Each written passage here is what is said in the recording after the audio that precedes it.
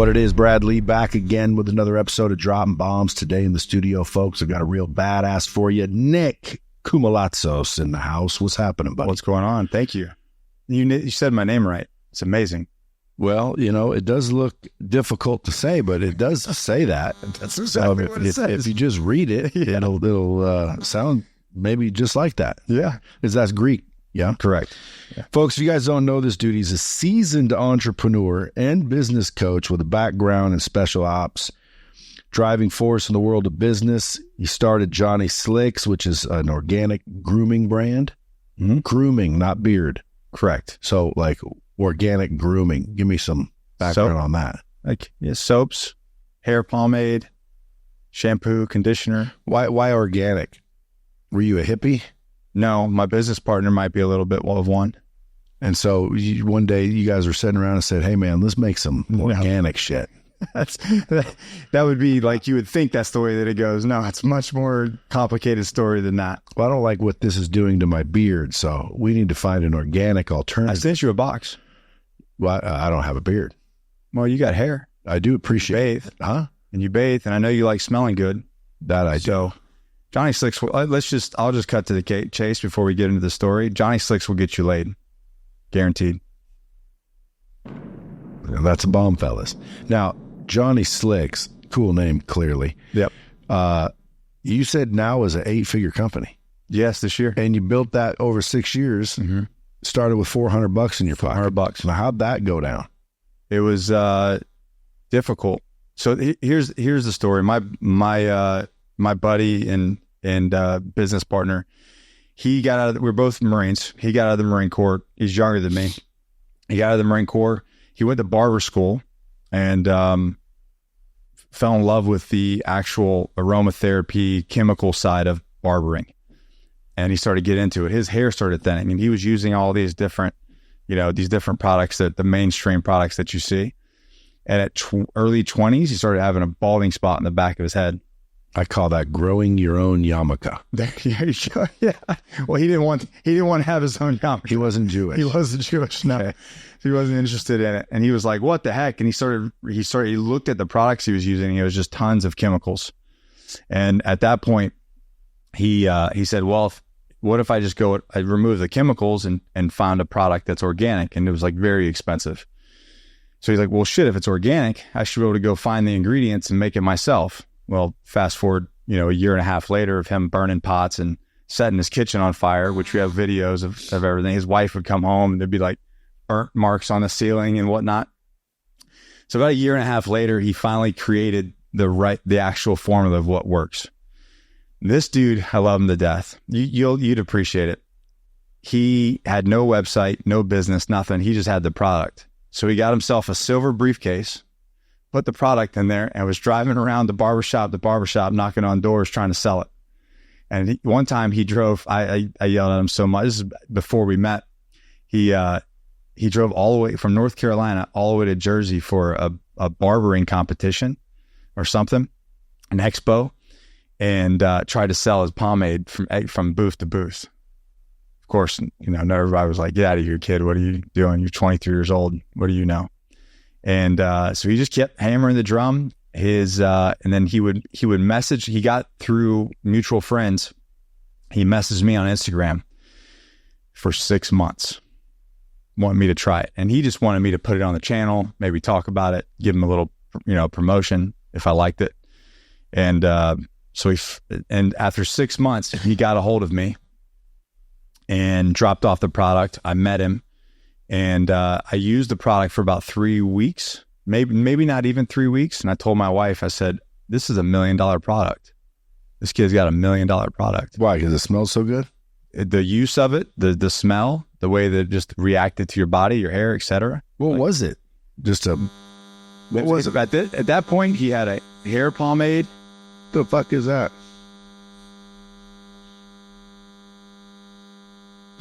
Go ahead. Oh, that's your mic. It's that fucking thing. Yeah. So we had 3 different hair pomades, oil based hair pomades, and a beard oil, and that was it. So what was so amazing? The hair pomade for The you? hair pomade and the beard oil, the smell and everything, and the way that it held. And you sent me some because I didn't see it. I'll have to talk to this. It's called Johnny Slicks. Yeah. I like the name. You're making me want to try it just because why is it so badass? I think I sent you the black label too. You seem like a black label kind of guy. Is that the good stuff? Yeah, it's the good Of course I am. Yeah.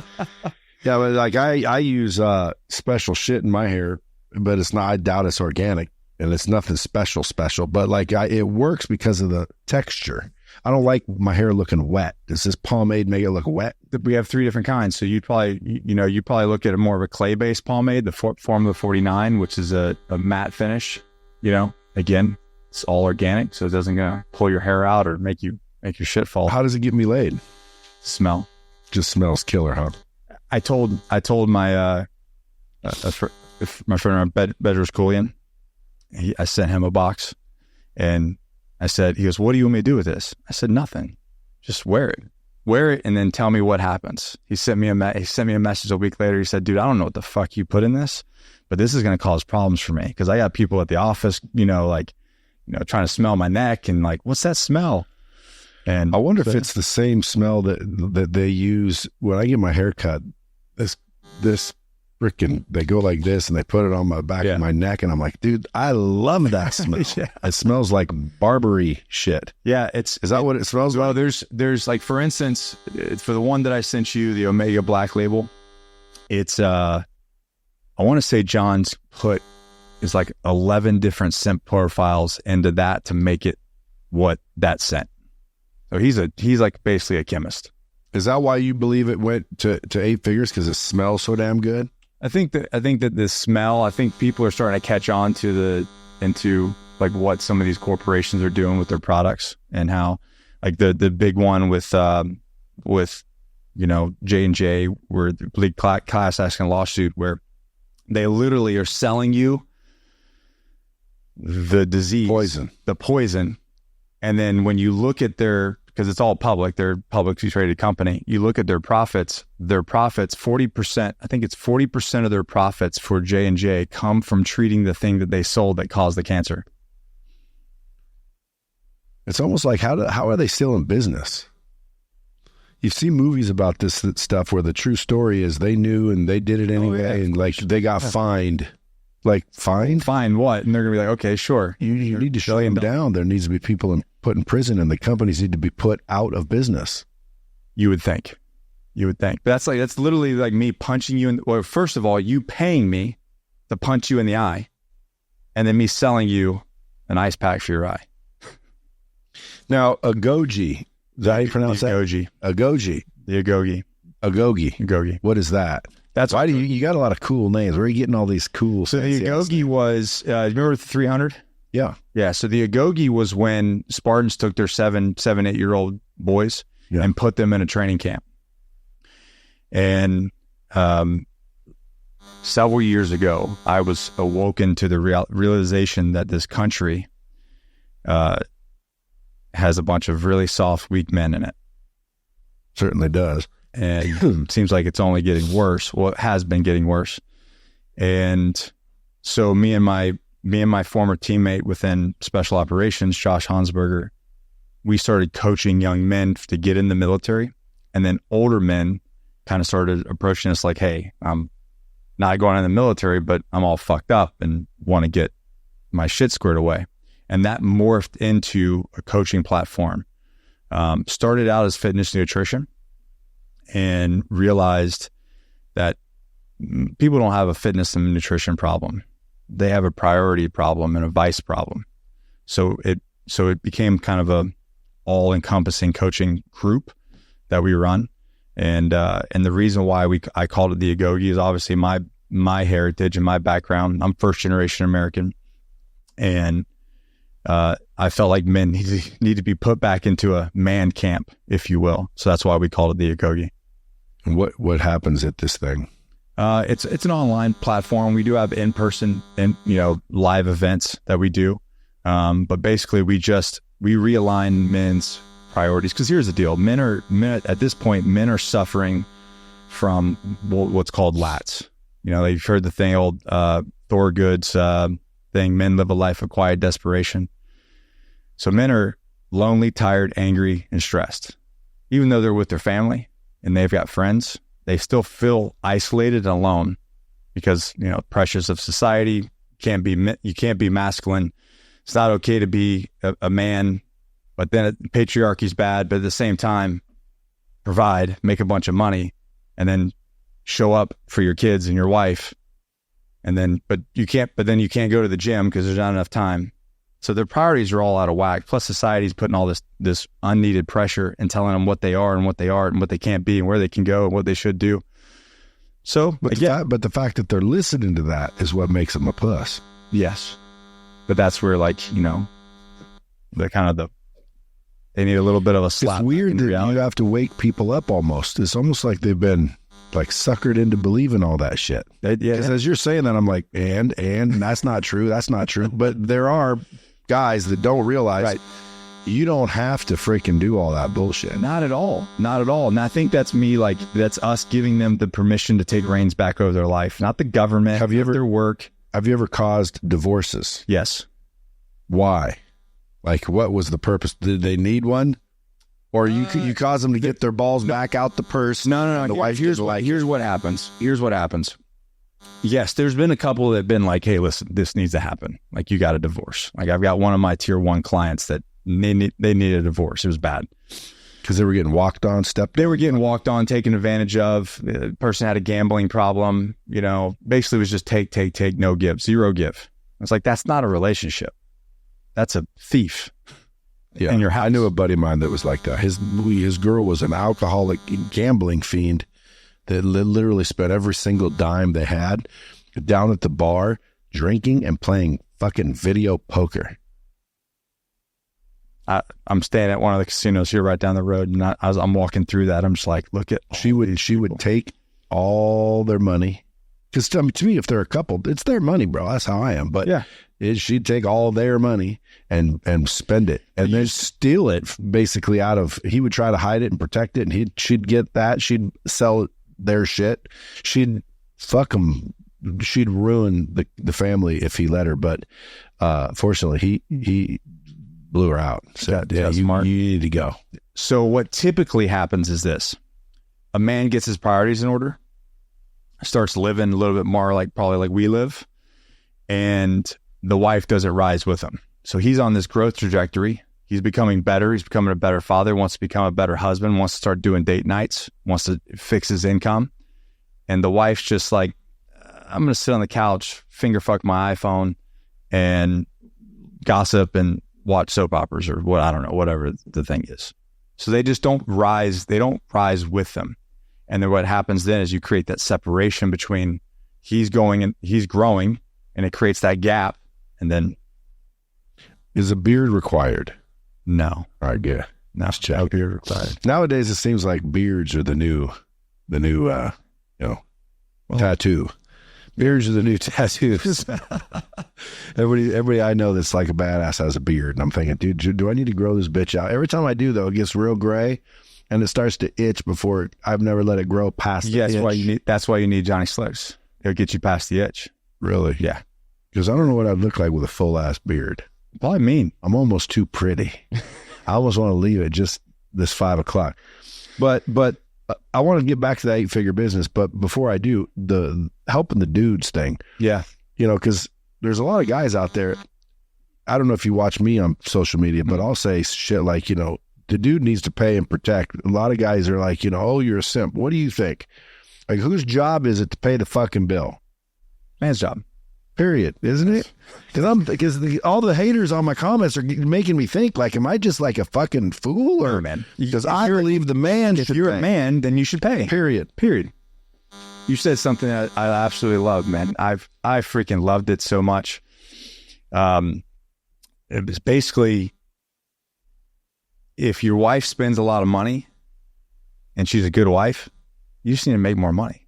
That's exactly what. Why are you giving her shit? And the key was, if you have a good woman, that's outspending you, you need to make more money.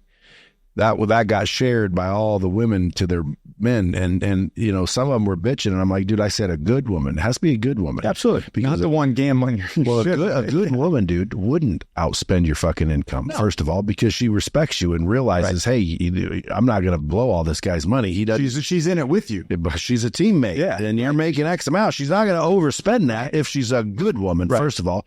And so if your girl can outspend your income and she's a good woman, dude, you need to make more fucking money. And then there's people that don't think they can, and that goes back to the pussy shit. Yeah. It's like, dude, listen, beliefs. Everybody can make $200,000-300,000 a year. Everybody. Minimum. Like someone that says, oh, I can't. Yes, you can. Is that what you're teaching at the Agogi? Absolutely. Agogi? Yeah. I mean, the thing is, it's not fond of that name, by the way. Which one? Agogi. Agogi? Yeah, was that what he call it? Yeah. Yeah. Agogi. That ain't as cool as like fucking, you know, people in it love Johnny Slick. But Agogi, once you say what it is, that's cool. Yeah. But the name Agogi? Yeah. To try. Stuck with it now, bro. Stuck. It's in it. Yeah. So is that what you're teaching there? How to make some money? Absolutely. Yeah. And why they should. And the fact is that as soon as, like, when you say like, oh, I can't do that. Well, no, you can't then. As soon as you say you can't, you can't. Do they come to you with that kind of pussification? Pretty much. Not all the times, but yeah. So if there's any people like that listening right now, rather than obviously call you, let's give them just a little tip so they don't have to call you. Say, hey, you don't need me, bro. Here's what you need to do. Boom, boom, boom. Give them 3 things where they can wake up and get their nuts back from their girls. List out your top 4 priorities and then look at your routine. Is your routine and congruent with your priorities? And if they're not, then your routine's fucked up. And that's why you're depressed and anxious and stressed out, is because you're not living in conjunction with your top 4 priorities in life. Whatever those are for you, everybody has them different. They're all pretty much the same. It's all about family, money, their faith, you know. Usually when I talk to people like that, so they just want to be rich. And they want to be rich because they think that'll get them the money. Well, they think that'll get them the family and all the love and all the shit they truly want, but they think money's going to get that for them. And that's not necessarily true. No, it just solves problems. Money solves problems, but dude, listen, I've seen people go get the money and they're still not happy at home, and the wife still isn't respecting him. You didn't fix your shit. Because you didn't fix your shit. Yeah. The money that'll fix it. The other thing is, be careful the story you tell yourself. Because whatever you're telling yourself, you're just manifesting that reality.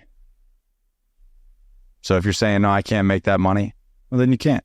I can't have the elite level relationship, then you can't. I can't have the fucking body that I want, then you can't. But if you start believing that you can, well, then there's a path towards making it happen. Because you just said everybody can make $300,000. So as long as you say, I can make $300,000, so you just got to figure out how to fuck do it. Well, sell something. Sell some shit. That's all you got to do. Yeah. Sell something. I even started companies to hire people to sell something. So it's like a lot of people like, you know, well, go sell something. Well, shit, dude, I'll even give you the shit to sell. Here's the floor. Go. Look, here's the training. Yeah. Here's the job. That's it. So again, I tell people I can save you from drowning, but you got to swim towards me. I'm not, you can steal that if you like. I'm not going to run after people. Like, again, people need to wake up and kind of want it for themselves. It says here, you know, you're teaching people how to scale their businesses. You find a lot of business guys coming at you, and a lot of young entrepreneurs, even seasoned ones as well. Yeah. So if they're already in business and they're already somewhat successful, you know, what do you think causes those guys to start becoming soft and insecure? And they buy into the rhetoric that I've got to spend this much time in my business. I got to work harder, Brad. I got to just work harder. I mean, everybody said that. I got to work harder. So they start putting all their time and energy and resources into, like you said, they're trying to build their business to get, you know, a 2x return. Just like, if I can just make a little bit more, but then it's a cash eating monster and they're just working more and they're spending more and nothing's really changing. But what they've lacked is they lacked all their priorities. So they've stopped going to the gym. They're running around in a hurry. So they're eating shit food. So now we have a negative snowball effect that just compounds, and they're putting that weight on. And then as they get some more fat, the depression starts kicking in, lethargy starts, they don't have the energy. Maybe they're getting older, the testosterone's dropping, they're putting more weight on, so it's dropping even more. The old doesn't work. Yep. And then and then what do? So they're, again, lonely, angry, tired, stressed. So what do? Gamble, pornography, booze, drugs. Where does any of those go positively? Nowhere. Well, I mean, momentarily. Yeah, and that's the thing, right? They're seeking fun for the night. Man. Yeah, they're seeking a fix in the moment. Like I'm so pissed off. I'm so stressed out. Let me just feel good. Let me just feel good in the moment and just take my mind off all this stress, my kids, my wife, the bills, the business, and let me just feel good in a moment. But the reality is that shit is a black sinkhole. You can gamble until the day you die, you'll never fulfill it. You can drink until the day you die, you'll never fulfill it. You can watch every damn porn video in the world, and guess what? You're still going to want to watch one more. So where does it end? It doesn't. It doesn't. Nor is it ever went anywhere good. No. I've never seen anybody successfully drink their way to a better place or do drugs. Like, I've seen people, out doing partying and shit, and I've been one of them. So have I. But I've never seen anyone successfully. I was just telling a story the other day. I was waking up in the morning and drinking Four Locos first thing in the morning before they redid the formula where it was killing people. So I've never been that hardcore. Like I wait till we're partying to party, but I was never the one that would do like 3 days in a row doing rails or anything. When I got out, one was good. It was, you were partying like a rock star. But again, I was just escaping shit. Just using. So how'd you learn to fix your shit? That's what happened. It was my story. I wrote a book called Excommunicated Warrior, The 7 Stages of Transition. And that's my story of fixing my shit. And basically everything that I learned and we teach in the Agogi, the roadmap in the Agogi, if you will, is Josh and I's journey post special operations. So like I said, I did 12 years there. I did from 2000 to 2012, the fun years, and very busy. And when I got out, I was just angry and bitter at the military, bitter at the government, and how could you not be? But I felt like it was my time. I didn't have to do hard things anymore. Like, do you have any selection process I went through and gotten beat up and all kinds of, deployed here and there. And I mean, it was just one course after the next that it was pass or fail. You're not going to make it and you're out. So I lived that for 12 years. So when I got out, I was like, it's time to party. It's time to my time. I don't need to get up in the morning. I don't got to train hard like I did.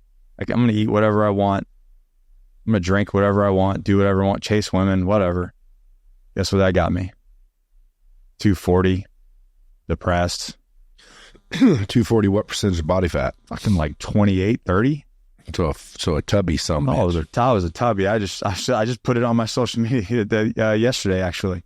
Said, how did I go from this? It was a picture of me right before I got out. And I'm like, I'm probably close to 240 at single digit body fat.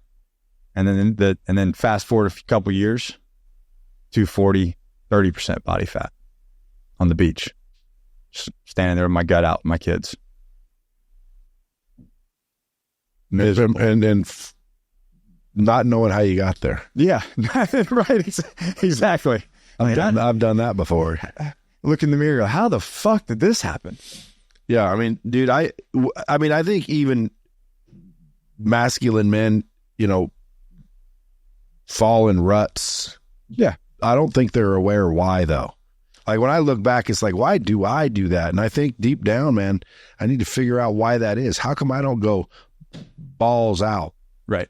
Well, and that's another thing. Like my meh is better than fucking 95% of people's best. Yeah. Like in other words, like I'm accidentally a fucking badass without even fucking trying. So I get the credit of being, oh, this guy's badass. But dude, I got my faults just like everybody else, dude. Well, I'm just lucky that, again, I'm a fuck up right here. So imagine if I fucking tried.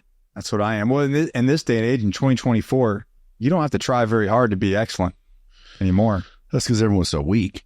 But still, at the end of the day, dude, I was, guys like you come in here and you leave, and I'm thinking, fucking goddamn, dude, I gotta get my shit together. I just gotta fucking get more focused. Again, to me, it's like, I'm good. I'm not out partying. I go home. I'm reaping rewards of consistent, intelligent, good choices. Yeah, I don't fucking party. I don't do stupid the word shit. right there, consistent.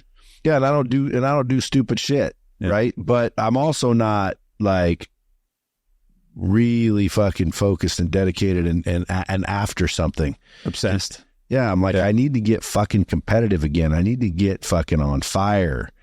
Why? Well, because, dude, I've been floating for quite some time. Well, you hit, everybody hits levels, right? You hit level, you're like, fuck, I would say, Brad, you made it. I know, but that puts me guilty just like everybody else. Yeah. To me, it's like, hey, listen. What's the next level? They call me the real Brad Lee because I keep shit real, bro. One time someone asked me, do you think you're a good CEO? And I go, fuck no. Like, what? Tell me more about that. And I went on to tell them, I'm dumb at this. Go like, dude, you're the only person that we've ever heard, like, basically say that about yourself. I'm like, well, I'm the only one that tells the fucking truth. The rest of them they feel the same, dude. They just don't say it. They come across and they fucking lie and they act like they're fucking great. But when they go home, they're thinking it. You can tell why. Because they're fucking 240 and 28% body fat. Because they got no money in the bank. Right. Because their fucking wife doesn't even fucking kiss them anymore. Like, dude, if your wife, I always tell people, you go home and you think, how often do you kiss your wife? They say, not very often. Well, then, dude, there's something wrong there. Why? Yeah. Because, dude, why is she kissing you? Remember back in the day when you guys first went out? Oh, it was kiss, kissy, kissy, kissy. Now there's no kissing. Well, we've been married 10 years. Dude, don't let that bullshit you. She still wants fucking kissed. And if you ain't doing it, dude. She wants more than that. Hey, if you ain't doing it, dude, I'm telling you, one day you're going to come home. Somebody else. The neighbor's going to be fucking sneaking out your back door. The pool guy. Not my girl. Bullshit. Yeah. Your girl. Yeah. How do I know? Again, I mean, I don't know every girl, probably wouldn't in the world, but I lived in Vegas when I was 21, 22, 23, single. There was a lot of girlfriends and wives here on, girls' trips, not knowing anything. Oh, dude, trust me. That was like me in the 90s in Panama City Beach. Yeah, like if your girl came here in the 90s on a girls' trip, very strong possibility that I whacked her. This is horrible, Brad. I was a teenager at the time, but these college girls would come down to Panama City Beach, Florida, and they'd be like, I have it, on spring break. I'm in Tennessee or whatever. I got a boyfriend up there. I'm like, oh, that's sweet. Tell him I said hi. And they still did shit. Of course. Yeah. So again, to me, it's like, guys, wake up, pay attention, go do an Agogi if you have to. Yeah. Because, I mean, at the end of the day, bro, you only live one life, supposedly. I mean, maybe you do live two. There's a couple religions out there that say, no, you live more than one. Yet to be seen. I don't want to offend any. Maybe you come back. I don't want to offend anybody. Well, get back to this one. You know what I mean? Right, exactly. Like, dude, let's pretend you only live once then. Like, dude, let's go. Like, your wife needs you. Your kids need you. You need to be an example. You need to fucking fix yourself. All men need to fix themselves. Mm-hmm. What do you think of this political bullshit that's going on with the, multiple genders and everybody's all fucking, worried about offending people? Yeah, there's only two genders. I hate to break everybody's precious little heart. Again, and we all know this. Everybody knows it. Of course, that's my point. Like, we all know this, so why are we pretending to play the game? I don't know. I'm not. Well, then you're an asshole. I'm an asshole. Yeah. How come more men won't just be an asshole? Fear. And is it men or is it also women? Well, it's definitely also women. But the problem is because men have become don't have the ability to lead anymore. And I'm not saying all men. Obviously, there's a percentage of men that are like still, and I think based off what I've been doing now, my mission now, I've definitely seen a tide turn in the last couple of years. I think COVID really, like, people waking up. Oh yeah, I think COVID got a lot of people, and then 2 years in, they're like, wait a minute, this all smells like bullshit. That's what I've been telling you from the get go. And then at that point, they put on another 50 pounds and they're struggling. And they're like, yeah, I got to get my shit in order and start running my household. But it goes back to what you're saying. Sure, women too. But where are the men? Where are all the good men going? Where are all the strong men going? They're not leading. They're not leading their family. Where are they? They're not, I don't know.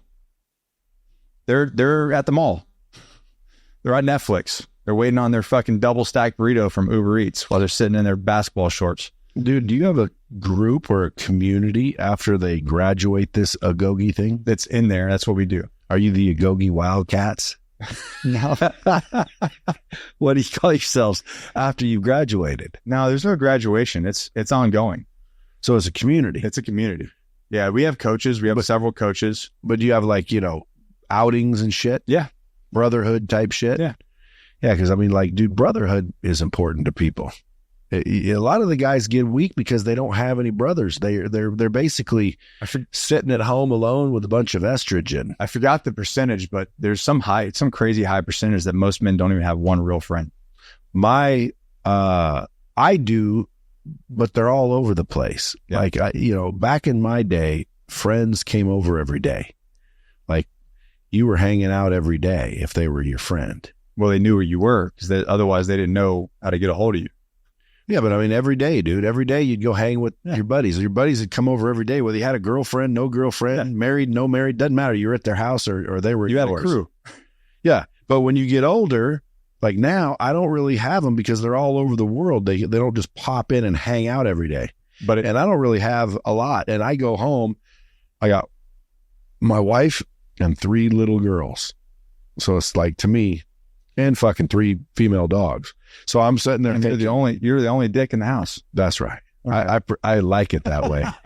But in reality, no, it's like sometimes I'm like, fuck, dude, like I need to get some friends. I need to be able to hang out with some dudes once in a while. But there's no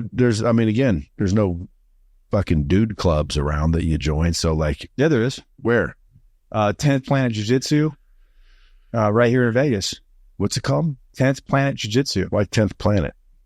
Well, it's Eddie Bravo's thing. I'm getting ready to start rolling with Daniel Gracie. No kidding. Well, there you go. Yeah. But again, what makes me think he wants to hang out and be my buddy? It's not those guys. If you're going to do like one-on-ones, but if you get a group of guys rolling, that's where you'll find. I mean, hell, do you see my post where I was joking about rolling with dudes? Oh, I got a lot of hate on that too. Did you really? Yeah, from obviously fucking jiu-jitsu guys. I said, like, dude, I did it once, and it was all the dude's all sweaty and like rolling around with some dude. I'm like, no. And besides that, I got a black belt in Ching Ching Pow, which is Ching Ching Pow. And everyone's like, that's because you're a pussy. You're obviously don't know how to fight. And it's like, bro, number one, I was kidding. Number two, I wasn't kidding about rolling around, dude. I'm 55. I don't want to get hurt, but I am training just in case somebody gets lippy.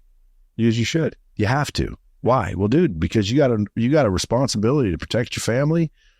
There's shit going on nowadays. Like, dude, you don't know nothing. You got to be prepared. Get your house in order, as my boy Sean Whalen likes to say. He does say that.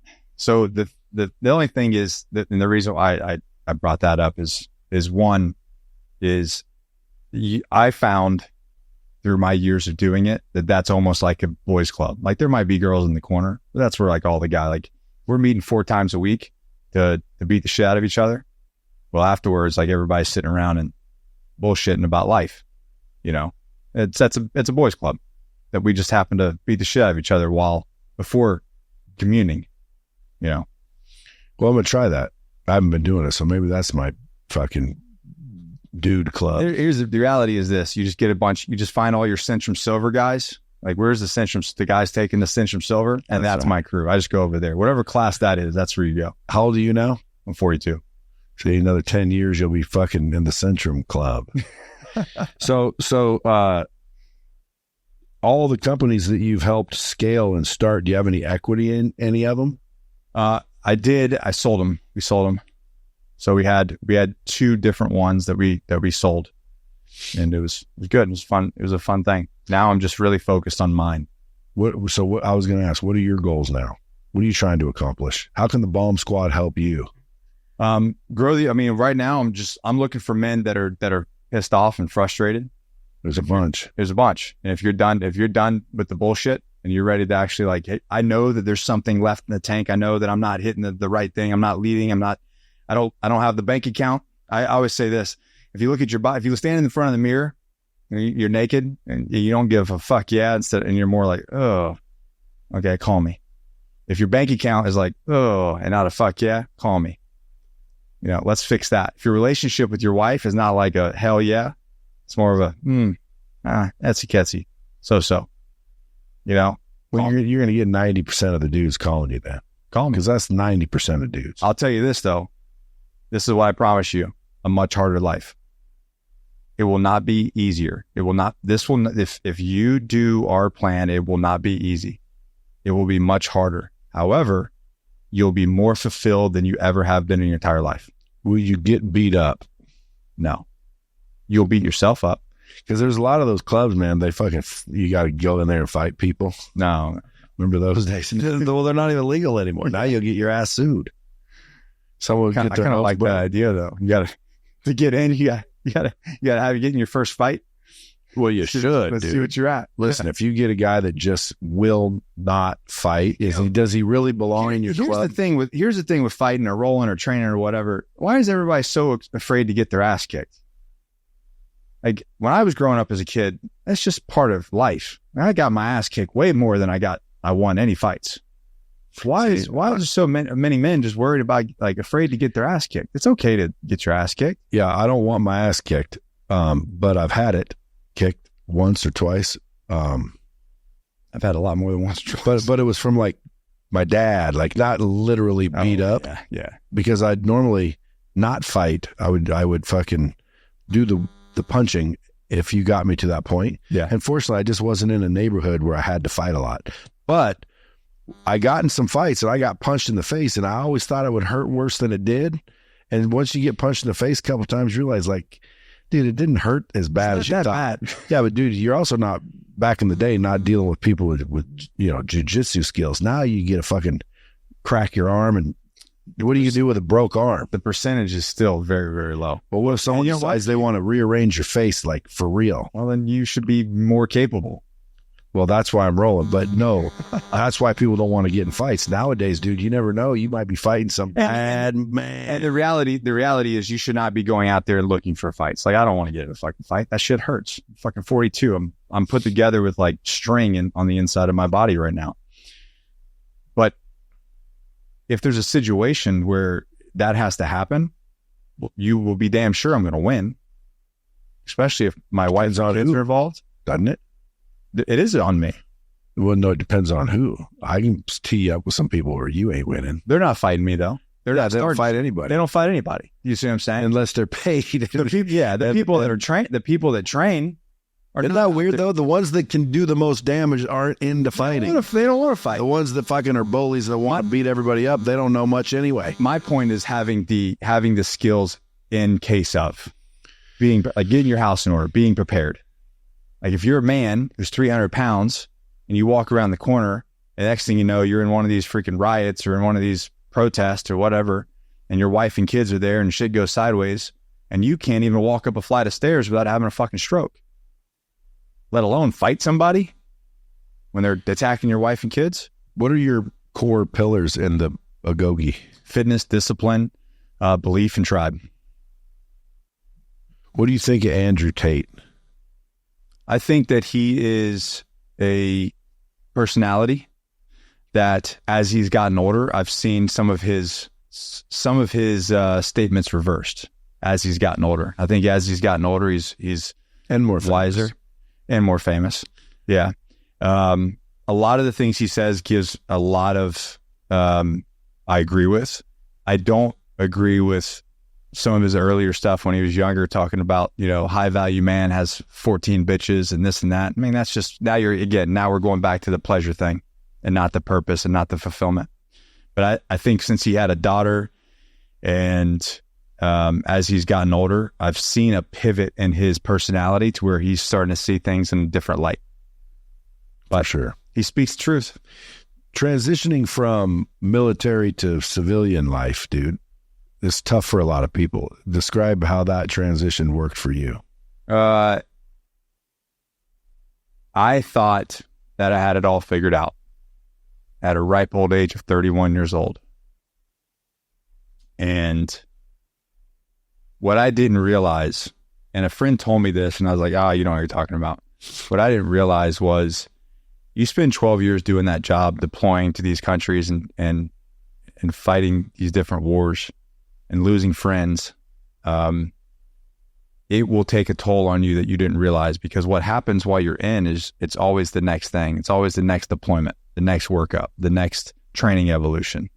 So as soon as somebody, we lost guys on missions, and guess what happens? Bird comes, pick up the pieces, put them on the bird, mission continues on. They drop off another guy. They don't even drop off another guy. They don't? No, not in our teams. There's no other guys, just us.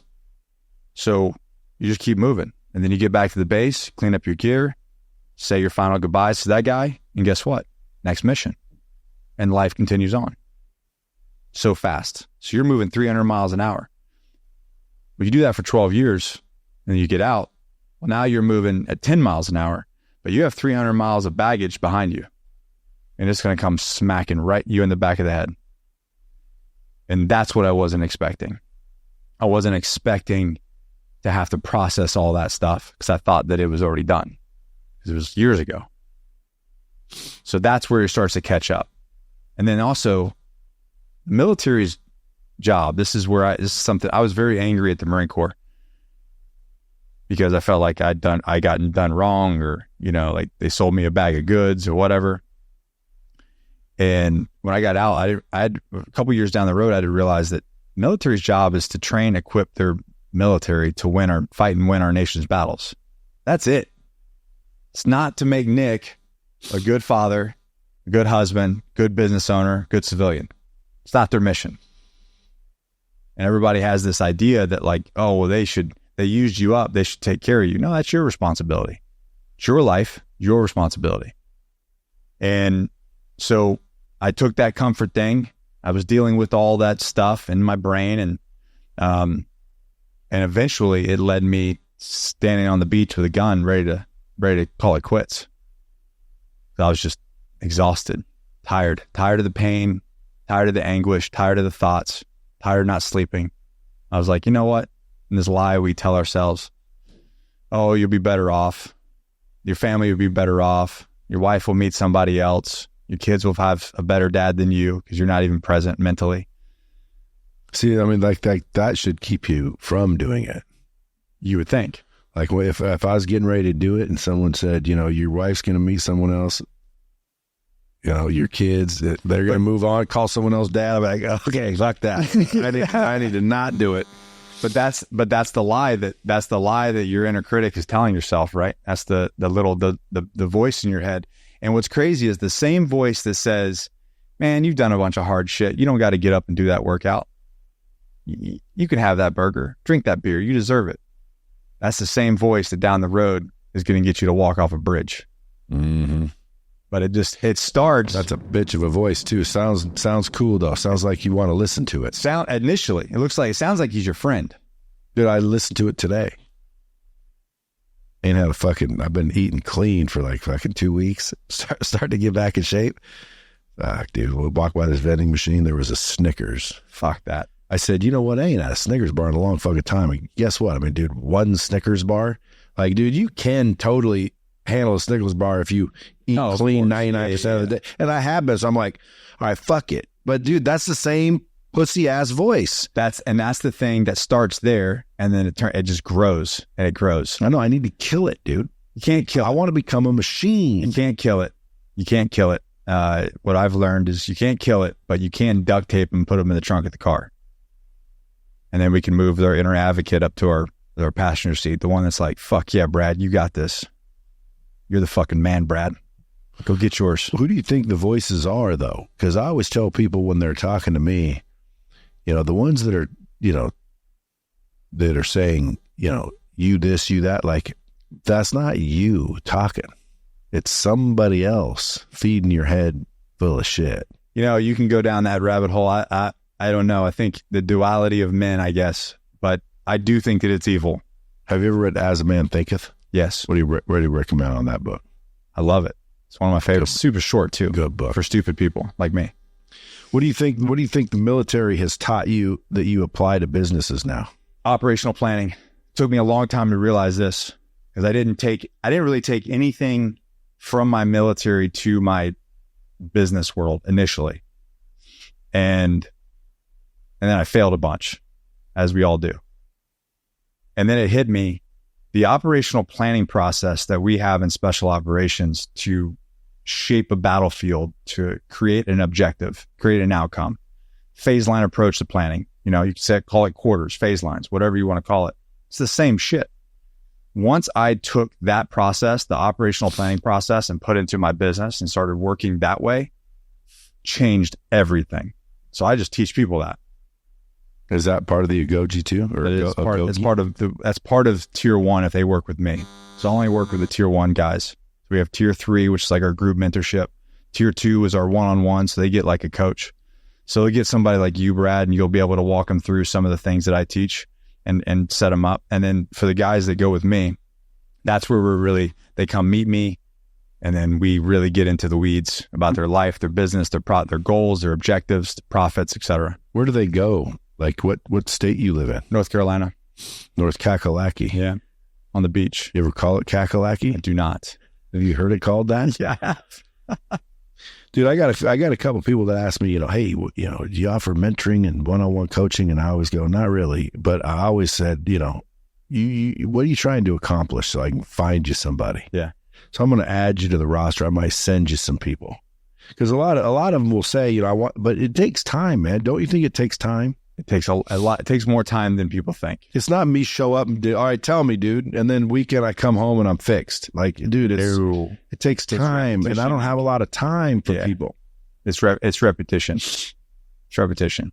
Do you have one-on-one time available for people? I do. And you love it.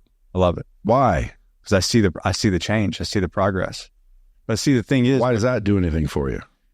I think it became my mission is when my gym got raided in 2020, and that's what really woke me up. Because like I said, I got out, I fixed myself. What do you mean your gym got raided? Got raided by the cops. You owned a gym or something? Yeah, I owned a gym. Why did it get raided? COVID. What do you mean? Well, they shut all the gyms down. You don't remember? Yeah. Yeah. I didn't shut down.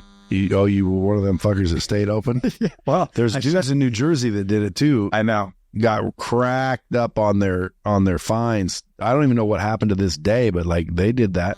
Yeah, I don't know. There's a couple people that said, fuck you. Smith, yeah. So you were one of them. I was one of them. What happened to you? 2-year legal battle that amounted to nothing because it's the government. Did it shut down the gym? Put you out of business? I chose to, so I pivoted to another thing. I was part of a franchise at the time, and the franchise, which was weird, I was like a spokesperson for health and fitness and like getting your shit in order. Like if all these things that are happening, like you're saying that you're unhealthy, like if you're going to die, if you're fat, well, maybe you should not be fat. Like start eating good and start exercising and you'll have a better chance to not get sick. And if you do get sick, who fucking cares? And, so this franchise came down and they were like, hey, we think you should just shut down. I'm like, okay, you going to stop making me pay your fees? Well, no. Okay. Well, so the tax man wants his money. You want your money. My employees need to get paid because their rent's due. My landlord for the lease has got to get due, but I can't make any money. Make this make sense. So we broke off on our own. And then shortly after that, I just shut it. I made the decision to shut it down. Now it's my private gym. So that whole gym is just my private gym now. That's worthy of having, though. It's pretty nice. Yeah. So you must be making some dough with your other businesses. Yeah. So that just funds all of that. So like the Agogi, it was weird. It wasn't planned, but we opened the Agogi the same month that we got shut down, and we made more money in the first month than the gym made with almost no overhead. Well, dude, there's going to be a line of people calling you, DMing you. Folks, by the way, if you guys want to reach out to this dude, you can go to @Nick Again, you're going to spell it because otherwise you might not know just by me saying it. K-O-U, that's it. It pops up. Yeah, Nick, Koumalatsos.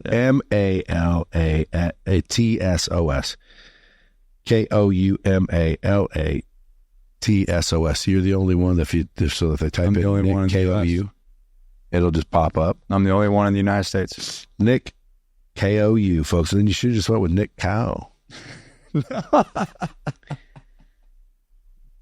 Koumalatsos. Yep. NickKoumalatsos.com. On Twitter, Nick Koumalatsos. YouTube, Nick.Koumalatsos. You got a big YouTube channel? It's our decent size. You got a bunch of followers starting to grow? Yeah. And grow? How many you got? On what, YouTube? Instagram. 201? Let's get him to like 500. Yeah. Let's get you I was at 204. I lost 3,000 followers recently. What'd you say? Wasn't what I said. Do you remember the alpha male boot camp all over the news? You seen that? No. No? You don't watch the news, do you? I try not to. Good for you. It's all over YouTube. It's fucking fake anyway, half the time. It's all fake. All the YouTube videos talking about it are fake too. So you ever heard of the guy named Steve Eckhart? No. He's like what you're talking about becoming. Like I don't think that he has that inner voice of like telling him not to do things. I think his inner voice got killed. The guy is a straight cyborg. Amazing father, amazing husband, amazing man. Like his kids are some of the two coolest kids. They homeschool their kids. Steve Eckhart. Yeah. Hardest kids I've ever seen in my entire life. Like these little dudes bitch about getting in an ice bath at 39 degrees for 3 minutes. This 12-year-old gets in there for 11 minutes and doesn't crack. His face doesn't make one expression. And that's because his father's turned him into another little miniature psychopath. But nonetheless, there was a reel that went on Instagram and him telling the modern day night project candidates, again, we're going through this course, which Mario here's class 17 honor man. And then when he graduated, I ended up hiring him. But modern day nights. Yeah. And so it's a 75-hour experience. Anyway, so he's kind of, his personality and the thing is he brings the pressure, the stress. He puts stress on men to make them crack, to see where their limits are at. And like a drill instructor. Yeah, basically. But, it's not military. The format is not, the purpose is not military, obviously. It's to get them to stop being bitches and just change their story and to unlock some things that they have. And it really is a beautiful process to watch what happens to those soft men that come in that are wanting more, that are not there. And then at the end, how they are in 75 hours and then what they have to do afterwards. But anyway, so at the beginning of this course, he's screaming and yelling, talking about how he's going to carve the project tattoo off his hand before he lets any one of them that don't deserve to be there by graduation. He says it every freaking class. It's a thing that he does. It went viral. Fox News picked it up, CNN, all the different bloggers picked it up. And then, so how do you lose followers from it? I'm one of the instructors. Oh, so fun. I was sitting right next to him. He was right there. And I was just like, okay, all right, do your thing, Steve. Do your thing. And I was sitting right there. You would think that'd get you more followers too, though. Yeah, you would think. People didn't like it, huh? People don't like it. Why is that? I think it hurts people's feelings and they don't understand the purpose for it. They're like, well, this is unnecessary. Dude, that's how again, got to toughen up. Well, my thing is if those 3,000, if you unfollowed me because of that, I don't want you. Well, that's the way people need to look at it. Like, at the end of you're the not day, for me. Dude, at the end of the day, if you unfollow somebody because of that, dude, you're kind of a fucking puss. Like, why would you unfollow anybody over anything like one-off? Yeah. If I'm following you and you're constantly doing shit I don't like, well, then I'll fucking unfollow you. I don't like this guy. Crazy, yeah. But like you just like my partner here voted for fucking Biden, bro. How's he feel about that now? Well, I bet you he'd do it again if Trump was the fucking alternative. It's just because he hates Trump. Yeah, it's like, dude, I don't understand. Like, dude, are you guys fucking crazy? Like, again, I'm no Trump fucking fan, but he's a businessman, and out of the two, he's the only fucking option. Are you nuts? People are like, well, he's an asshole. It's like, dude, number one, I don't even think he's an asshole. I think he's funny. It's funny. But if there was an alternative that was a businessman and not a politician, cool. But politician, it's not like, oh, Biden I don't like. I mean, I think he's senile. Poor guy. I mean, I don't not like the guy. He's just not capable. No, I don't like him. Dude, he's just not capable, man. No, of course. But I mean, if I saw him and hey, Joe, what's up, buddy? You know, have a seat there before you shit your pants again. But in reality, give me an alternative that is a businessman. Yeah. You know, I don't care. That's James Bond, fucking looking bad motherfucker. I don't care. I don't care if it's I don't care who it is, but run the country like a business. I want a businessman. Yes. I just don't want a politician. Politicians, dude, they're all terrible. Why? Because they're politicians. What does that mean? Dude, they've been making deals forever. Their politicians go in and realize, oh, this is a fucking crooked ass game we're playing. Mm-hmm. And so if they're in there for years, they're a crooked ass game playing motherfucker. And I don't care, Republican or Democrat, they're all. And he's one of the top ones. He's been there for forever, dude. So I mean, to me, it's like Trump was the only option. Yeah. But anyway, my point is, I didn't unfollow Jason. I didn't say, hey, motherfucker, I got to buy you out. So people that unfollow people over one or a couple of stupid things are a little bit of a pussy anyway. I agree. So maybe we can pick you up another 3,000 to replace those bitches. Thanks, Brad.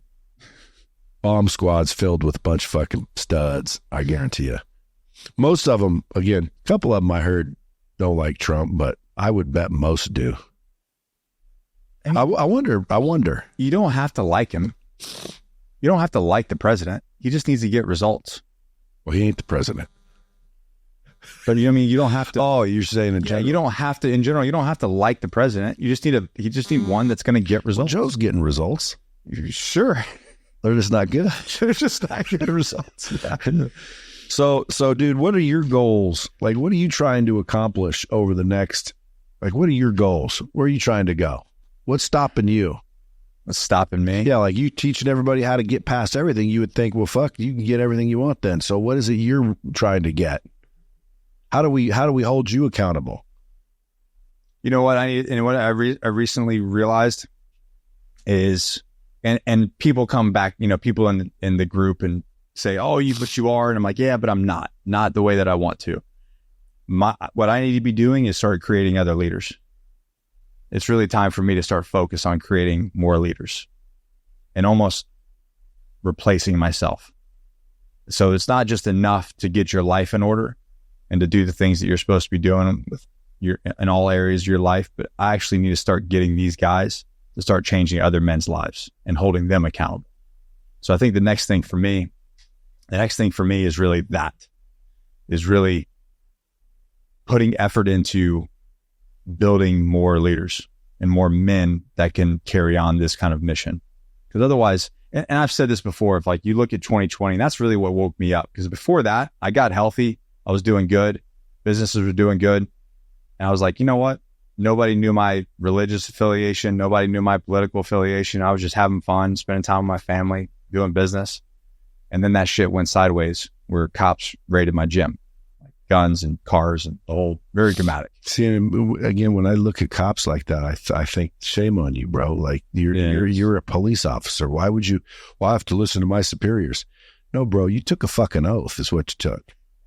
You ever see how sometimes like they're told to stand down during riots? Like, didn't you fucking take an oath, bro? Like, what do you mean stand down? You don't get to stand down. You took an oath. That's the same shit that, you know, soldiers and the Nuremberg trial said. Well, I was just following orders, doing my job. Soldiers too, bro. That's why if I ever see National Guards coming in to enforce these stupid fucking rules that are being imposed by these crooked fucking people, dude, shame on the National Guard, shame on the military, shame on the police officers. That's, to me, the last defense. People would say, well, write your congressman. I'd say, I wouldn't write your fucking congressman. I'd write your fucking chief of police. I'd write your fucking general, 4-star general. Why? Because, dude, if the military and the police and the enforcements are on your side, these politicians ain't going to do shit. Right. The only reason these politicians have any power is because they control those forces. So if you just get to the forces, Like, dude, are you really going to fucking put us in jail over a mask violation or a recommendation? Because that's what it was. But they were, dude. But Cops. They didn't go anywhere. You get arrested, and I was about to get arrested multiple times. They shouldn't have fucking raided your gym, dude. It's goddamn fucking COVID suggestion. And not only that, turns out now no one's apologizing. You haven't been remunerated. No, that's all gone. So what I realized though, Brad, was the fault is on men. It's our fault because we took our eye off the ball. We collectively took the eye off the ball. We stopped leading our communities. We start being a voice in the community, and we became weak and we became passive, and we just went along with the flow and all the bullshit and the rhetoric that they put out there to destabilize families. And it's been going on for decades, but I was just staying in my own little lane. And when that happened, I realized, I said, this would never have happened if men were the way men supposed to be. Because they would have stood up in their communities across America and said, this isn't what's in the best interest of our businesses, our communities, and our families. So no, find a different plan. That didn't happen. Everybody just folded.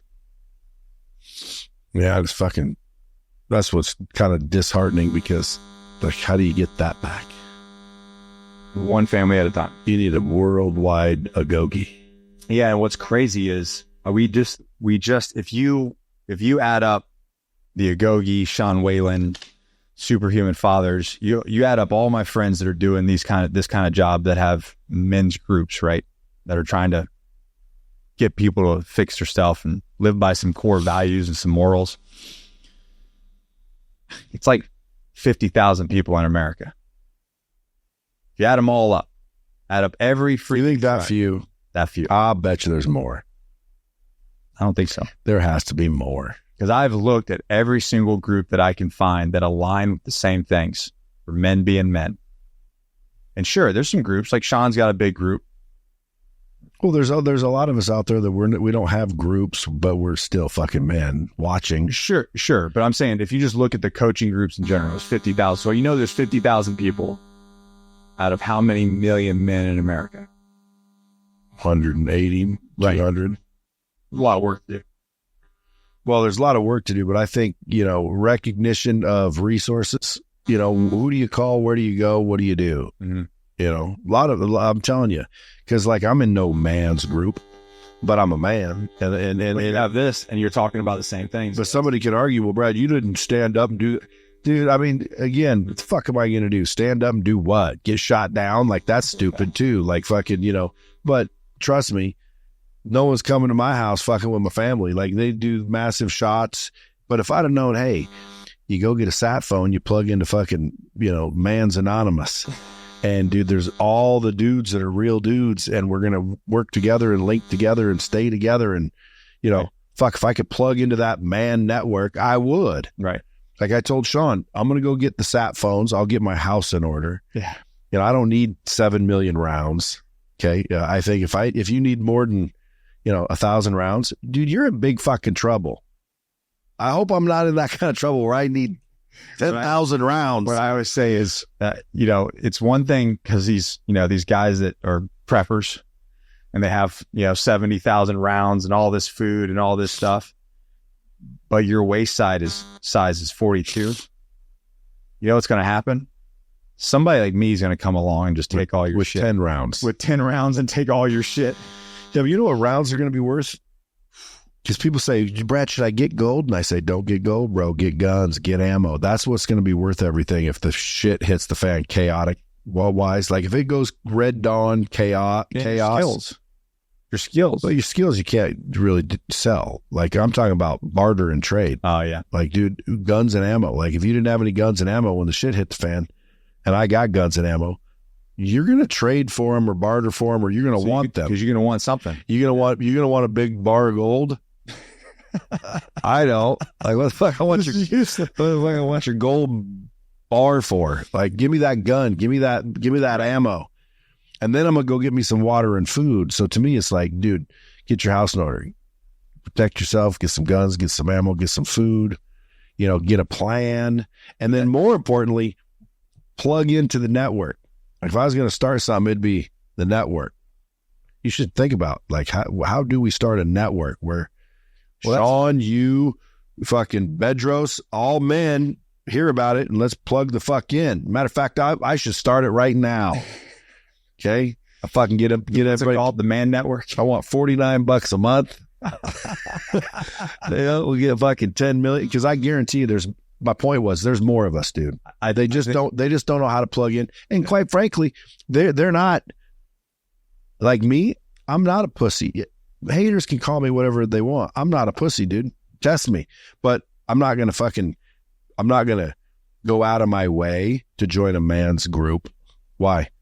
Because again, I'm good. I got a family. I'm handled. Yeah. You know, shit pops off. I'll pitch in. You know, am I going to stand up and be Superman and be the fucking guy that's getting shot over it? Yeah, if it's in my neighborhood and it's in the house. Yeah. Like again, I'm not going to let some lady or some child be harmed if I'm around. Period. Even if I get my ass kicked. If I'm in a mall and there's fucking people robbing a fucking store, 18 of them, and I'm by myself, that ain't my fucking store. I'm not going to fucking make a stand. Hey, what are you fellas doing? I'll just fucking, shit. You know what I'm saying? But again, I mean, what do you do? Are you telling me if you saw 18 people robbing a jewelry store in the middle of a mall, were you going to go do something? I think I'd have to run. Well, I wouldn't run, but I wouldn't necessarily jump in there. But if I seen two dudes beating up a lady, well, I'm going to go get my ass kicked if I have to. But I'm going to try and stop that. Why? The thing is, when you get that many people, Brad, you talking about Shano's like not a real scenario technically, but where if you have 18 people with guns like causing hate and discontent, that shit gets out of hand really fast. Really fast. Did you see what happened to Russia? You didn't see the fucking Russian shit? You're talking about watching the news. I don't watch the news. I don't watch the news either. I see it all over social media. No. Bottom line is, dude, there's a lot of opportunity in masses. Right. Like groups. But anyway, I want to get back to starting a network because that's what I think you guys need. You need a network of people where people like are listening. They don't want to go fucking get yelled at for fucking 2 weeks, but they will fucking plug into something. Just to be clear, Brad, I'm not yelling at people 2 weeks. That's not a thing. I don't do that. Who does? I thought Steve Eckert did. That's for 75. That's the project. That's not the Agogi. That's a song thing. Yeah. Just to be super clear. And as you described that, I think I did see something about that. Yeah. Where he was yelling. Alpha male boot camp. Comments, little bitch comments were like, people paying $15,000 for this? There you go. Yeah. Which is funny because, you know, and by the way, like, kudos to the people that pay $15,000 for that. Because if that's what the fuck you need, and by the way, it's not like you were surprised when you got there. You know it's going to happen. Exactly. So at the end of the day, I think kudos to you. You spent $15,000 to go get your fucking ass kicked and get in some goddamn hot water. So hopefully you could come out of some days that you're in. Mm-hmm. But, well, Brad, why don't you go? See, I don't need to. I don't need to go there. And I'm not going to. I don't like being fucking yelled at. But again, I don't need to get dragged through the mud and lock arms in the fucking waves for 6 days. What's it do for me? Teaches me I already learned. I already fucking know. Let's see. What? You have discipline? I got discipline. I have consistency. I smoke cigars like a motherfucker, dude. Everyone tells me to stop. I go, fuck you, bro. I ain't a quitter. But in reality, dude, if I was weak and, you know, couldn't figure out up and my wife was leaving me and I can't figure out how to get along in life, well, fuck, dude, I'd do something. And I don't know if I'd know to do that, but I would do something. I would figure it out. I think that's the biggest thing. It's not for everybody. It's like Andy's 75 hard, you know, Frisella? Yeah. His 75 hard, I tell people to go do 75 hard. I wrote a book. In the book, I say, do 75 hard if you need discipline. Same thing. People say, Brad, matter of fact, one time I called Sean on his program, his Lions Den or whatever he's got, his group. And I FaceTimed him and he answered. And he had his group there and he was fucking with me, trying to be cool. And he's like, when are you doing 75 hard? And I said, I don't need to. And he said, why not? And I said, because I'm 7.5 soft.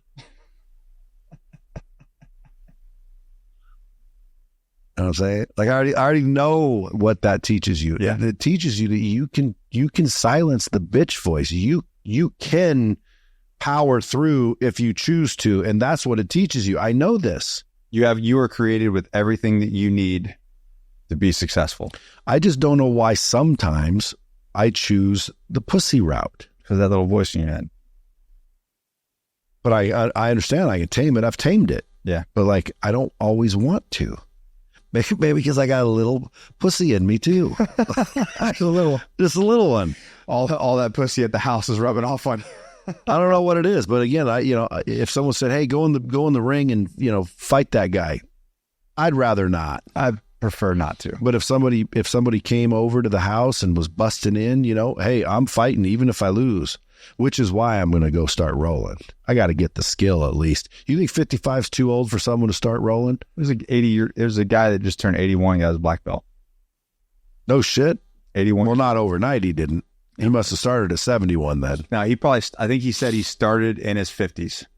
Because I'll tell you what, it takes a long time with jiu-jitsu to get a black belt. About 12 years. And that's a real sport too. I mean, like, based on someone who doesn't know shit versus someone who only knows a little bit, 6 months. Night and day difference. You're screwed. You're fucked. And that's why nowadays, bro, you don't want to open your mouth and be a smart ass because you never know who knows what now. Not even about the fighting aspect, but just being the guy who does know. Like, you walk into a room and talking about confidence. Like, I get on a plane, I'm like, looking. I'm like, yeah, there's nobody that here I'm gonna have a problem with. Well, you see the dudes with the ears and you go, oh, wait a minute. Yeah, they're a problem. Well, like I had Andre Petrosky here the other day. You know that dude? Mm. He's like UFC #1 grappler in the UFC middleweight division. Okay. He's got the fucking ears. Yeah. He's only a brown belt in jiu-jitsu. Only a brown belt, Brad? Yeah. That's death. That'll kill me. That's for damn sure. But dude, that's a fucking nightmare. Well, dude, I know a couple black belts, and then Daniel Gracie, obviously, he's a 6th degree black belt. So, like, if you're a black belt, he's done that 6 fucking times or something. It's ridiculous. But my point is men need to understand, like, it doesn't take forever to separate yourself from the normal. If you roll legitimately, if you can go train for at least 2 years, you get your blue belt. I'd say if you get your blue belt, like at that level, you don't have to get a blue belt, but that level. Did you get a belt? What belt are you? I'm in purple. So if you get your blue belt, what? You're more capable than probably 98%, 99% of the world. Is that the statistic? Mm-hmm. Damn. A lot of soft men in this world, damn. Well, it's not even that. It's just you think that most men have this overinflated idea of what their capability is. Yeah. And then when they go, well, you don't know me, bro. When the shit hits the fan, all I see is red and bodies drop to the floor. Like, no, that's not what's going to happen. When the shit hits the fan, your brain's going to default to the lowest level of training that you have. And if it's nothing, you're just going to get embarrassed by whoever's grabbing a hold of you. Yeah, you're going to get your ass kicked. That's me. I always think, dude, because I've never really lost a fight, but that's only because I've never fucking been in a lot. Yeah. Every time someone's pushed me and I started swinging, thank God, I won. But it was only like 4 or 5 times. Like, I ain't a big, long careered fighter. And I'm smart enough to realize, like, that ain't anything. But thank God, this is back in the day, too. Like, if someone says, Brad, when's the last time you fought? Probably fucking in my 20s. I think you're due for a fight. Well, thank God, dude. Listen, I don't do people wrong. I don't fuck around with people's Maybe not a real fight, but maybe you're due for a little. Well, where I was going with that, no, I'm a good dude. Like, everyone fucking loves me. Besides that, I can talk my way out of most shit. So I close you on, why would you want to fuck with me, bro? But mainly, I'm not out fucking with people. I'm pretty respectful. I think if you be respectful and you hang around the right people, you're not fucking getting in fights anyway. But if you're out in public and you don't, anyway, long story short, I thought, dude, I'm pretty capable, motherfucker. Yeah. Like, I don't really care what you know. But in reality, dude, my buddy, one day we were leaving this boxing match, and there was a little baby ring outside where people would get in there and put on the gloves and fight each other for a minute. My friend goes, we were drinking. He goes, you want to get in there? I said, motherfucker, I'll kick your ass. He goes, fuck, I bet you won't. So I'm like, let's go. So we fucking lace up and we get in there. And dude, after 30 seconds, dude, I was literally wanting to puke. I was winded as fuck after 30 seconds of swinging. It's a different speed. It's a different speed. Man, dude, I thought to myself, holy shit, bro.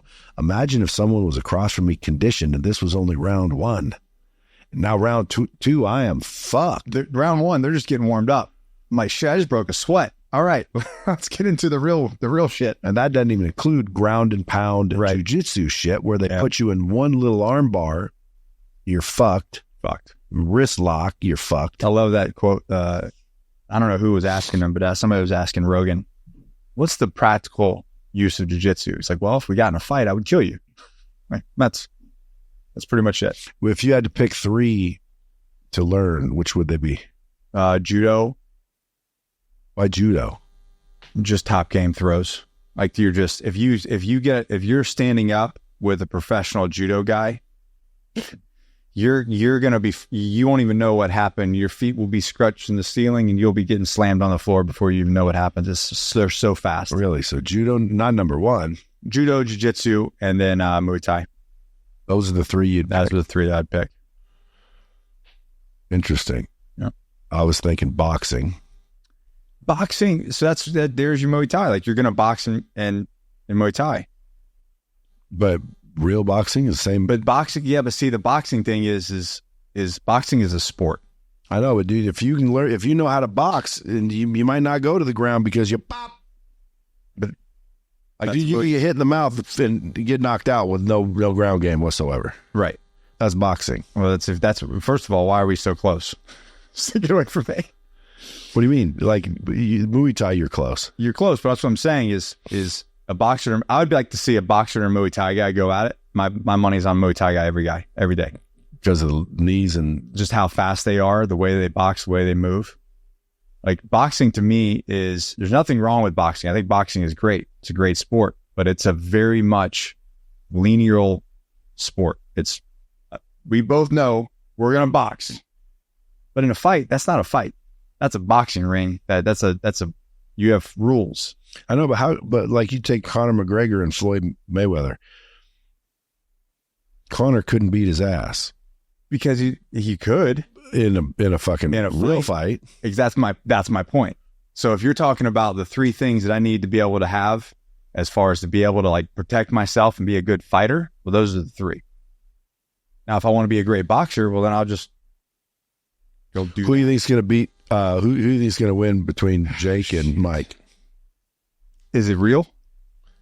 Let's assume it was Mike Tyson. That's how you're going to know if it isn't. That's where I'm going to go. But you know the thing, like today, good on Jake Paul. Like it's been amazing what he's been able to pull off. Everybody hates the thing. I hate him a little bit, but you got to admit, I don't hate him. I admire him. But hey, it's real. Mike Tyson. I just don't know if it's real. That's my frustration. You will after Mike Tyson. If he beats Mike Tyson, it ain't real. It ain't real. Yeah, dude. There's no fucking way. Have you seen the way that old man's been training? Yes. And if you see him hit the bag, yes, he's hitting it just as fucking hard as he always has. Scary as shit. And if you get hit in the ribs, I don't care who you are, you're going. And if he hits you in the face, you're done. I'll say this: I'll be watching. He's going to get my money. It's in Dallas, Texas. Yeah, I'm thinking about going. All right, so listen, on Netflix, right? What's that? Netflix, I think is what they said. I don't know. Yeah, I should find out. But I'm definitely either going or I'm watching for sure. Yeah. I like watching at home better than going to these things because you get the replays and the close-ups, and the going is not as fun as people think, and you don't have as good a view. Folks, listen, Bomb Squad, if you got grooming needs, we're talking about motherfucking Johnny Slicks. It'll get you laid. Where do they go to get that stuff? JohnnySlicks.com. JohnnySlicks.com. I bet you people already took that note. And then if you guys want to, get out of your way, go to Nick Koumalatsos. Nick Kou. And then other than that, man, fucking, go follow him on Instagram or something. Dude, I appreciate you coming in. Thanks for your service. Thanks for helping all these dudes become Man, it also says here you got HRT. What's that about? Medical group. Yeah, when I got out of the military, a friend of mine said, when I was going through the dark times, he goes, "Hey, dude, I know you're struggling a little bit." He's like, "You ever had your hormones checked?" And I was like, "No." And so I did a blood panel, and at 31, I had a testosterone level of 91, which is basically nothing. That's like woman. So no wonder I felt like shit. Wasn't recovering, wasn't sleeping good. So found out that through military, I had multiple TBIs and whatnot, which damaged my pituitary gland, which messes with your endocrine system. You get type 2 hypergonadism, which means basically the signal to your brain is not producing enough testosterone. A lot of times it happens in military, law enforcement, firefighters just get fighters that get knocked in the head enough. Or just age. At 30, it's going down anyway. And so I became a managing partner of Core Medical Group out of Florida. We're a national clinic. And when I went public, I had a surgery where they went in and basically sucked out all the sperm out of one of my testicles so we could do IVF because I had a vasectomy. And then that's how I got my son. So I got a little 3-year-old savage running around the house. Run home. Yeah. And so anyways, when I came out of that situation, I basically told the internet, "Hey, listen, I'm on TRT, have been, this is the reason why, and maybe it'll benefit you." And so we work with a lot of guys now to put them in that pipeline because a lot of guys don't even realize, or the regular GP is like, "No, you're fine. You're 290 and you're 50. You're fine for 50. Well, I don't want to be fine for 50. I want to be great for 50. So I checked at 50. I was 450. 450. You on it? So I cranked it up to 1200. Now you go. Which is funny because they wanted me around 900. Yeah. But I just take what they tell me. And you're at 1200? I'm at 12. I just did my blood check. Bet you feel amazing. 1297. Well, that's what I'm saying. Like, I'm all right in everything I do. And there's no injuries, Well, the thing is people don't realize, like, Nick, how do you do what you do at your age and this and that and all these different businesses and all these different requirements and this team that you have? Like, to be real, there's no way that I'm doing it not on TRT. I'm not going to sleep. I'm not going to recover. I'm training 8 days a week. I've never went off it to see. So I gotta know the difference. Right now, I just think, no, dude, do it. That's good. I don't feel like, in other words, I didn't feel any better on it than I did off it. I felt great. Yeah. All I know is I went from 450 to 1200. So something might have changed. I don't know. Guarantee your recovery, your sleep, your with the way that you're able to maintain muscle mass. My HRV last night. You measure HRV? Yeah. Is that where these? Yeah. HRV. What was your HRV last night? My shit was 102. 102. Shit. I need to get what you're on. That's what I'm saying, bro. I just flew down here. HRV right here. Bam. You ready for last night? HRV 102. Recovery 97. Sleep 100%. You know what mine was last night? What? 16. Damn, you dying, dog? I just flew here and I got like 4.5 hours of sleep. And what's your average? Like 50 something. Yeah, I'm fucking blessed. Maybe you need to crank up. What's your TRT levels? I train a lot. Yeah. So I'm doing jiu-jitsu 4 days a week and then lifting 3 days a week. Yeah. My strain was 5. What was yours? Yeah, that's why. I'm recovered because I ain't doing shit. Readiness? I don't have strain. My readiness score is 70. It's not horrible. Well, I'm going to get my strain up. I'm going to get my shit going. I'm going to fix the little bit of a pussy that I still have in me. You would kill it? I have to, bro. Why? Because I just know that, there's another level out there and I need to hit it. I need to become Brad 2.0, right? Like I need to level up. I need to fucking show people and set an example. And I think that's my obligation because I know I can do it. The question is, why don't I? And the answer is always like, I don't really need to. And what the fuck is going to do? And the reality is you don't need to. Correct. Which is why I think I don't. But yeah. I feel like I need to, dude. I need to do the next level shit. I need to harden up a little bit. you should do some hard shit every year in your life. Something hard. Just cuts. Like go to Italy or something. Smoke a cigar on a yacht in the Med. That's difficult. That's difficult. That's difficult. Yeah, and I wouldn't wish it on anybody. So I'm going to go do that. That's my hard thing for 2024. Folks, listen, stay healthy. Government wants you fat and unhealthy and out of shape and freaking weak and scared. So let's do something to do the opposite of that. Let's get in shape. Let's not be scared. Let's prepare. Let's freaking become men again. How about that? Go follow this dude. You guys already know how. If you don't, hit rewind. Appreciate you coming in, bro. Thanks, bro. Till next time, folks, keep it real.